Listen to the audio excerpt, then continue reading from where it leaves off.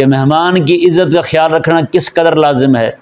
جو بندہ کسی کے ہاں مہمان بن کے جاتا ہے، جیسے میزبان کے ذمہ اس کا کھانا، اس کا پانی اور اس کو بیٹھانے کے لیے جگہ کا مناسب انتظام، یہ چیزیں اس پر لازم ہیں۔ مہمان کی عزت کا خیال رکھنا بھی اس کے ذمہ لازم ہے۔ کئی جگہوں پہ اللہ تبارک و تعالیٰ جلال رکھ دیتا ہے، کئی جگہوں پہ جمال رکھ دیتا ہے۔ جہاں جمال ہوتا ہے وہاں لوگ کوئی بھی بات آگے کر دیتے ہیں، اور جہاں جلال ہوتا ہے وہاں لوگ کئی عرصے تک بات بھی نہیں کر پاتے۔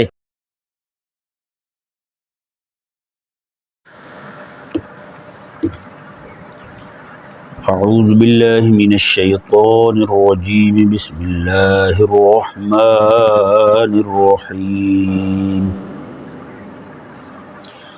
وجاء اہل المدینۃ یستبشرون قال ان هؤلاء ضیفی فلا تفضحون واتقوا اللہ ولا تخزون۔ جیسا کہ آخری درس میں آپ کے سامنے عرض کیا تھا، قرآن کریم جو ہے تاریخی واقعہ کو تاریخی انداز سے بیان نہیں کر رہا۔ اس کا مقصود ہی تاریخی واقعہ کو تاریخی انداز میں بیان کرنا نہیں ہے، بلکہ عبرت پکڑنے کے لیے اور انسان کی اصلاح کے لیے اللہ تبارک و تعالی اس میں واقعات کو بیان فرماتا ہے۔ جیسا کہ آخری درس میں اللہ تبارک و تعالی نے اس واقعہ کا آخری حصہ بیان فرمایا تھا، اب آخر میں اس کا پہلا حصہ بیان کیا جا رہا ہے۔ حضرت سیدنا لوط علیہ نبینا و علیہ السلام کی خدمت میں وہ فرشتے جو ہیں خوبصورت لڑکوں کی صورت میں آئے، تو شہر والوں کو پتہ چلا کہ اس طرح اس کیفیت کے لڑکے لوط علیہ السلام کے پاس آئے ہیں، تو وجاء اہل المدینۃ یستبشرون، اس شہر والے لوگ جو ہیں وہ خوش ہوتے ہوئے حضرت لوط علیہ السلام کے پاس پہنچے۔ حضرت سیدنا لوط علیہ نبینا و علیہ السلام نے ان کو اپنے گھر کے صحن میں بٹھایا۔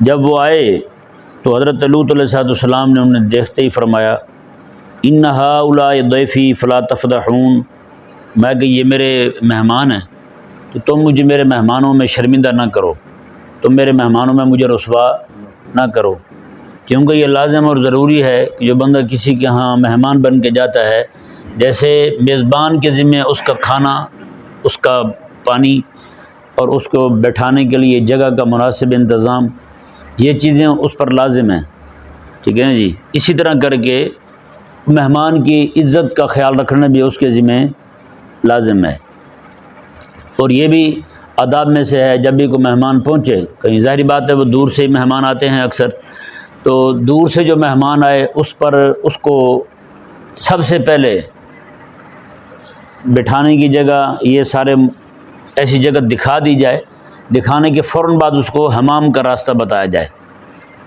ٹھیک ہے نا جی، کیونکہ وہ دور دراز سفر کر کے آتا ہے تو عموماً جو ہے لوگوں کو اس طرح کی حاجت ہوتی ہے حمام جانے کی، بیت الخلاء جانے کی، تو اس کو سب سے پہلے جو ہے وہی راستہ بتا دیا جائے، آگے اس کی مرضی ہے وہ جب چاہے وہ اس کو استعمال کرتا رہے۔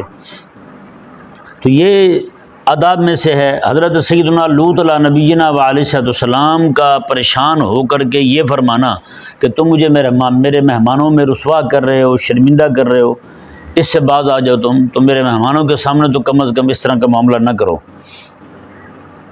حضرت سیدنا لوط علیہ السلام نے پھر انہیں جب دیکھا کہ باز نہیں آ رہے تو آپ نے پھر فرمایا واتقوا اللہ، تم اللہ سے ڈرو، اللہ سے ڈرو، یعنی اللہ تبارک و تعالیٰ سے ڈرنے کا حکم دیا ان کو۔ ساتھ دوبارہ پھر فرمایا ولا تخزون، اور تم مجھے رسوا نہ کرو، تم مجھے رسوا نہ کرو۔ دیکھیں تفضحون اور تخزون دونوں کا معنی ایک ہے، لیکن دونوں میں فرق ہے۔ تفضحون کا مطلب یہ ہے کہ پیچھے مہمانوں کا ذکر ہو رہا ہے، مہمانوں کے سامنے مجھے شرمندہ نہ کرو، یہ باہر سے آئے ہوئے مہمان ہیں، یہ جہاں بھی جائیں گے یہی بات کریں گے، ہم بھی لوط علیہ السلام کے مہمان بنے تھے، وہ تو ہماری حفاظت بھی نہیں کر سکے، تو بتاؤ یہ جہاں جائیں گے یہی بات کریں گے تو پھر لوگ میرے ہاں مہمان کب آئیں گے؟ یہاں تو کوئی بھی نہیں آئے گا میرے ہاں، یہ جتنے بھی لوگ ہیں سارے بچے ہیں، لڑکے ہیں سارے، یہ جہاں جہاں بھی جائیں گے وہاں یہ بات پہنچے گی کہ لوط علیہ السلام تو نہ مہمانوں کا دفاع بھی نہیں کر سکتے، تو لوگ تو میرے پاس آنا چھوڑ دیں گے۔ آگے فرمایا کہ ولا تخزون واتقوا اللہ ولا تخزون، اللہ سے ڈرو اور مجھے تم شرمندہ نہ کرو، رسوا نہ کرو۔ اس کا مطلب یہ ہے کہ لوگوں میں مجھے شرمندہ نہ کرو۔ یہاں کے لوگ جو ہیں ان کو بھی پتہ چل جائے گا کہ میرے ہاں مہمان آئے ہوئے تھے، میں مہمانوں کا خیال نہیں رکھ سکا، مہمان جو ہیں میرے ان کے ساتھ اس طرح زیادتی کا معاملہ ہو گیا تو میرے لیے تو پریشانی کا سامان بن جائے گا۔ میں دور دراز کے علاقوں میں جہاں سے یہ آئے ہیں ان کے سامنے بھی شرمندہ ہوں گا، اور یہاں کے لوگ بھی، ان لوگوں میں بھی مشہور ہو جائے گا یہ کہ لوط علیہ السلام کے مہمان آئے اور وہ ان کا خیال بھی نہیں رکھ سکے۔ اب ذرا آپ اس سے اندازہ لگا سکتے ہیں کہ مہمان کی عزت کا خیال رکھنا کس قدر لازم ہے۔ جی، مہمان کی عزت کا خیال کرنا کس قدر لازم ہے۔ اللہ اکبر۔ جیسے حضرت لوط علیہ السلام جو ہیں، آپ اس کوشش میں ہیں کہ کسی کی نگاہ تک نہ پڑے، کسی کی نگاہ بھی نہ پڑے میرے مہمانوں پر، یعنی وہ جس نیت کے ساتھ، گندے ارادے کے ساتھ آئے ہوئے تھے، تو حضرت سیدنا لوط علیہ نبینا علیہ السلام ان کی حفاظت کے پیش نظر اتنے بڑے الفاظ فرما رہے ہیں، میں کہ فلا تفضحون ولا تخزون۔ آگے انہوں نے حضرت لوط علیہ السلام کو ایک نعوذ باللہ دھمکی دی۔ قالوا، وہ بولے، اولم ننہک عن العالمین، کیا ہم نے تجھے منع نہیں کیا ان جہان والوں کے دفاع سے باز آ جاؤ۔ مطلب یہ کہ ہماری زبان میں اگر اس آیہ مبارکہ کا ترجمہ کریں تو مطلب یہ بنے گا کہ ہم نے منع نہیں کیا کہ تم اس جہان والے لوگوں کا ذمہ اٹھانے سے باز آ جاؤ، تم نے ذمہ لیا ہوا ہے ان کو بچانے کا سب کو۔ ان کے اس کلام کا تیور بتا رہا ہے کہ اس طرح کا واقعہ پہلے بھی ہو چکا ہے، باہر سے کہیں سے اس طرح کے لڑکے آتے تو وہ ان کو بھی پتہ ہوتا یہاں ہماری عزت کو بچانے والا صرف حضرت لوط علیہ السلام ہی ہے، تو وہ بھاگ کے حضرت لوط علیہ السلام کے پاس آ جاتے تھے۔ جی، تو حضرت لوط علیہ السلام جو ہیں، آپ راہ چلتے مسافروں کو اس طرح ان کو محفوظ مقام پر منتقل کرنے کے لیے اپنے گھر کا راہ بتاتے تھے۔ تو وہ اس طرح کے جتنے بھی لوگ ہوتے تھے وہ آپ کے گھر آتے سیدھے، تو آپ علیہ السلام بھی ان کو بچاتے تھے ان کے ظلم و ستم سے۔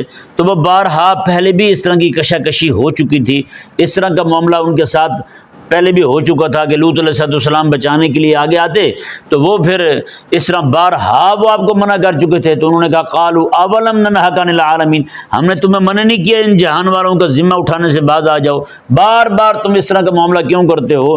آپ ان کو ہمارے لیے چھوڑ دو، آپ اپنے کام سے کام رکھو، آپ اس طرح کے کاموں میں ملوث نہ ہوا کرو۔ یہ کلام جو ہے نا ایک اہم بات کی طرف بھی اشارہ کر رہا ہے۔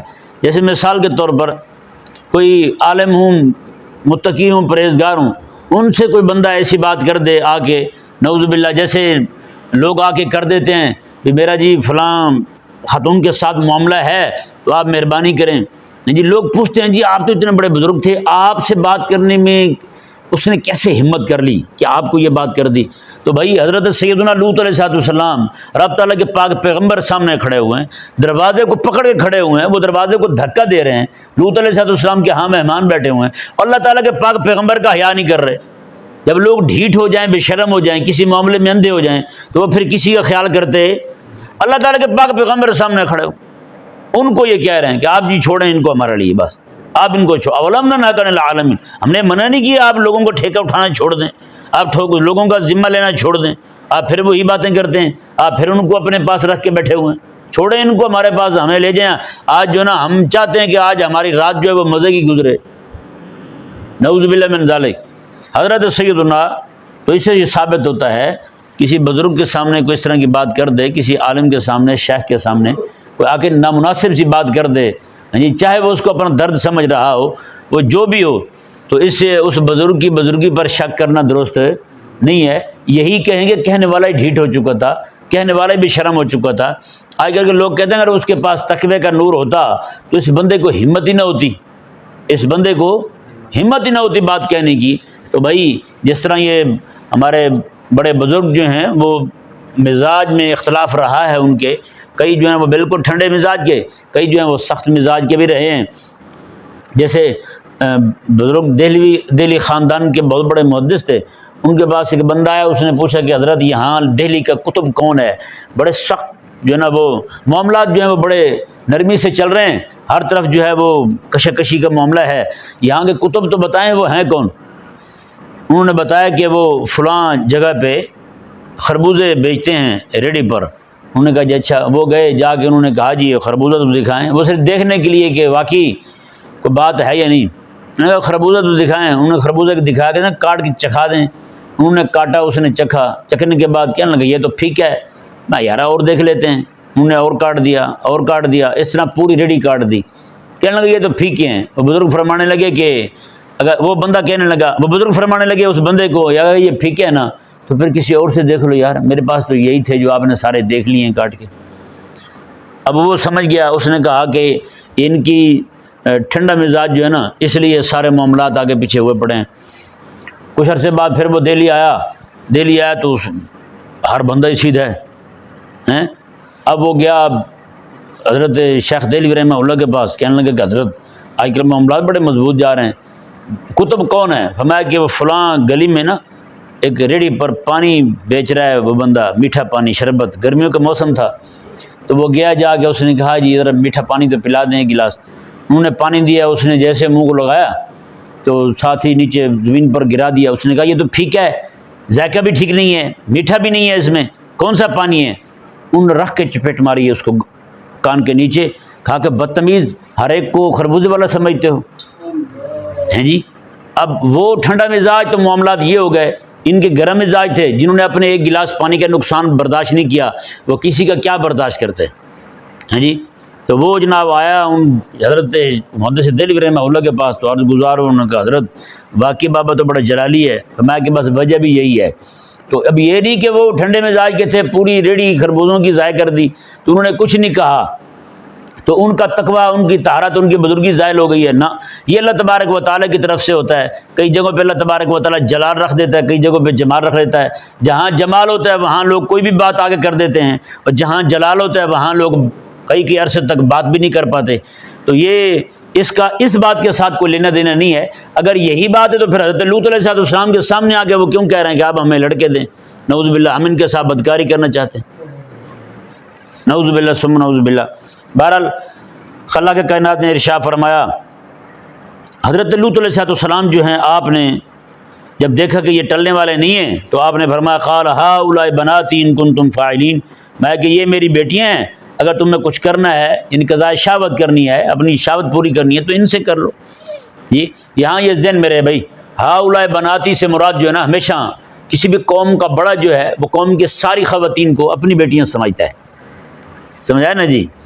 لوط علیہ السلام تو ویسے اللہ کے نبی تھے، تو آپ کا فرمانا یہی ہے کہ تمہارے گھروں میں جو خواتین ہیں وہ میری بیٹی ہیں، ان کے ساتھ اپنا یہ معاملہ کرو، وہ فطری عمل بھی ہے، تم اس کی اجازت بھی ہے، تمہارے نکاح میں بھی ہے، منقوع ہے تمہاری، تو تم یہ کام وہاں جا کے کیوں نہیں کرتے، ادھر کیوں منہ مارتے پھرتے ہو؟ اور یہ غیر فطری عمل ہے۔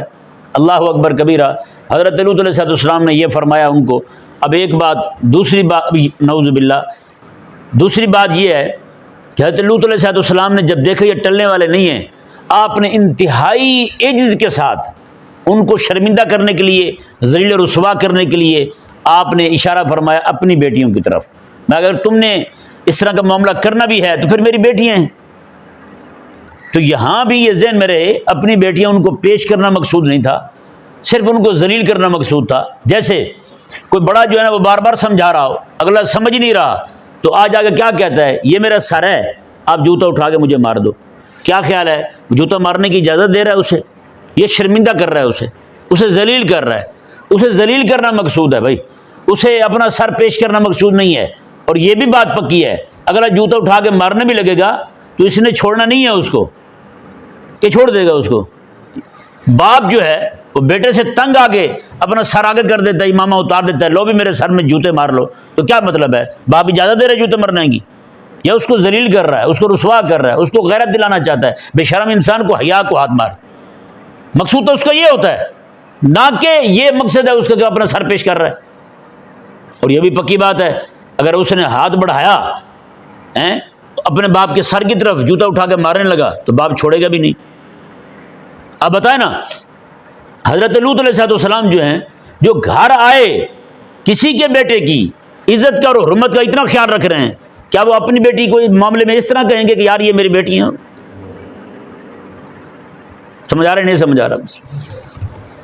ایک بات۔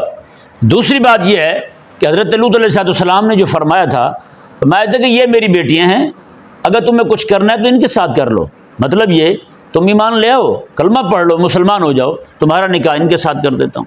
ویسے یہ بات بھی ذہن میں رہے، ان کی شریعتوں میں مومن کا نکاح کافر کے ساتھ یہ جائز تھا، مومن کے نکاح کافر کے ساتھ جائز تھا، اس لیے تو لوط علیہ السلام کی بیوی جو ہے وہ کافرہ تھی، وہ مسلمان نہیں تھی۔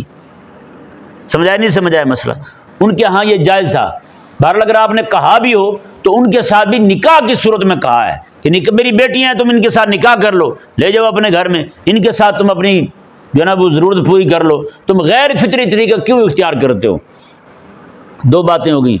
تیسری بات جو ہے وہ یہ ہے، یہاں پر نعوذ باللہ، یہاں سے نعوذ باللہ ثم نعوذ باللہ من اللہ تعالیٰ رحم فرمائے، یہ جو کالے کولے ہیں نا، یہ خناس لوگ کہتے ہیں کہ حضرت لوط علیہ السلام نے فرمایا تھا متع کرنے کی اجازت دی تھی آپ، اس آیت مبارکہ سے وہ متع کا استدلال کرتے ہیں۔ دیکھیں جی، لوط علیہ السلام نے فرمایا تھا یہاں نکاح کی بات بھی نہیں ہے اور یہاں بات بھی سیدھی نفع اٹھانے کی ہے، تو وہ نفع جو ہے نا وہ تو اسی صورت میں اٹھایا جاتا ہے، حالانکہ ایسا ہے ہی نہیں، اس طرح کی بات دور دور تک نہیں ہے۔ حضرت سیدنا لوط علیہ نبینا علیہ السلام اس طرح کی بات کریں، وہ میں نے آپ کے سامنے رکھ دی بات کہ پہلا قول جو ہے وہ ہمارے مفسرین کا وہ یہ ہے کہ بیٹیوں سے مراد انہیں کی بیویاں ہیں، ایک قول۔ دوسرا جو ہے کہ بیٹیوں کا وہ آپ نے اظہار عز کے لیے اور ان کو شرمندہ کرنے کے لیے، غیرت دلانے کے لیے آپ نے فرمایا تھا، دو قول ہو گئے۔ اور تیسرا قول جو ہے وہ نکاح کی صورت میں ان سے اپنی خواہش کو پورا کرنا مقصود ہے، اور اس کے علاوہ کوئی چوتھی بات بالکل نہیں، سمجھے نا؟ اس طرح یہ متع والی بات کرتے ہیں نعوذ باللہ من ذالک، یا کئی احمق لوگ، خبیث لوگ جو ہیں وہ یہ کہہ دیتے ہیں کہ لوط علیہ السلام نے اپنی راضی خوشی یہ کہہ دیا تھا کہ یہ میری بیٹی ہیں، ان کو لے جاؤ، ان کے ساتھ اپنی حاجت پوری کر لو، جیسے وہ لڑکوں کے ساتھ حاجت پوری کرنا چاہتے تھے، اسی طرح حضرت لوط علیہ السلام نے بھی ان کو اجازت دے دی۔